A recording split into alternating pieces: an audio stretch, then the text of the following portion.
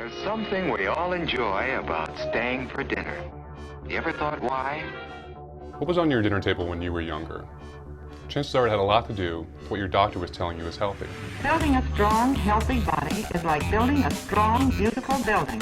If the foundation is weak, the whole building will be weak. It takes 5 fingers to point the way to healthful eating habits. Well, here we go. For years, the government published dietary guidelines meant to keep Americans healthy. There's a great deal to learn. Tell me what you eat and I'll tell you what you are, huh? The body needs certain substances to live and grow. And remember, your body isn't just like an automobile. For years, the key message of those guidelines was the same: cut fat from your diet. The committee's original report urged Americans to reduce their risk of heart attacks by reducing their intake of cholesterol down to the equivalent of about 1 egg a day. And those guidelines had an effect. From 1977 to 2012, per capita consumption of eggs fell by 9%, beef by 37%, whole milk by 72%. Calories from saturated fat fell, while calories from supposedly safe carbohydrates increased. As one expert put it, it was a vast nutritional experiment.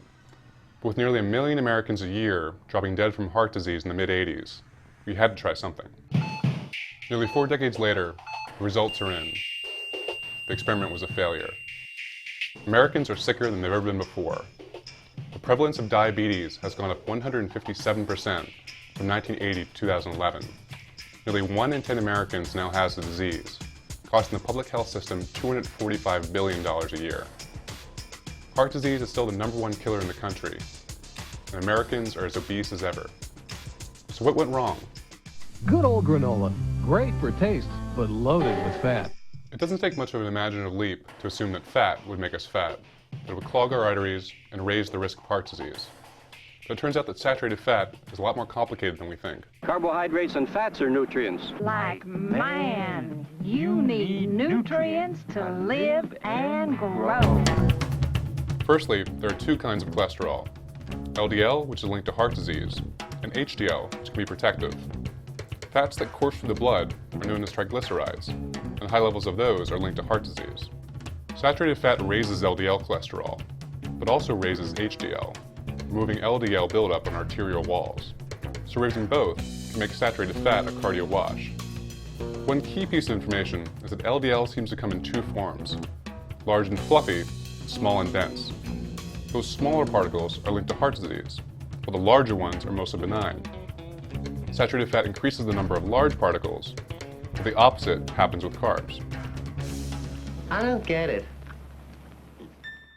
Researchers have long since discovered the kind of fats found in olives and in fish like salmon are actually heart protective. And now it turns out that the fats found in meat and dairy aren't as bad as we feared before.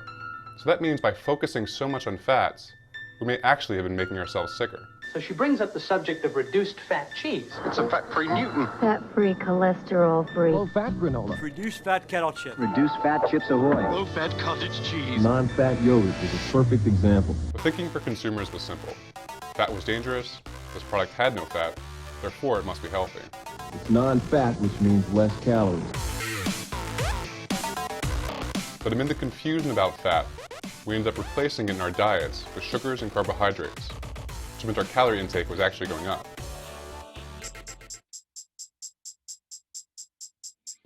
When carbs from things like corn and white bread are ingested into your body, they're converted into sugars. Those sugars convert to insulin, which causes fat cells to go into storage overdrive, leading to weight gain. Since fewer calories are then left to fuel the body, we begin to feel hungry, even as our metabolism begins to slow down in an effort to save energy. We eat more, and we gain more weight, never quite feeling full. As this process repeats, our cells become more resistant to insulin, which causes us to gain more weight, which only increases insulin resistance in a vicious circle. Cut calories and people just get hungrier. Obesity, diabetes, high triglycerides, and low HDL cholesterol can all follow.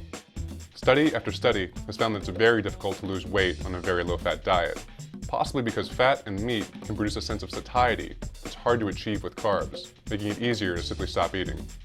But it isn't just the increase in carbs that affects us. These processed, low-saturated fat alternatives come loaded with sugars, salt, preservatives, and even some unhealthy fats. So what's the real alternative? As one expert puts it, the cold hard truth about diet is that the only way to eat well is to eat well. We'll be happier and we'll be healthier if we focus on real, whole foods, whether they have fat or not. Got it.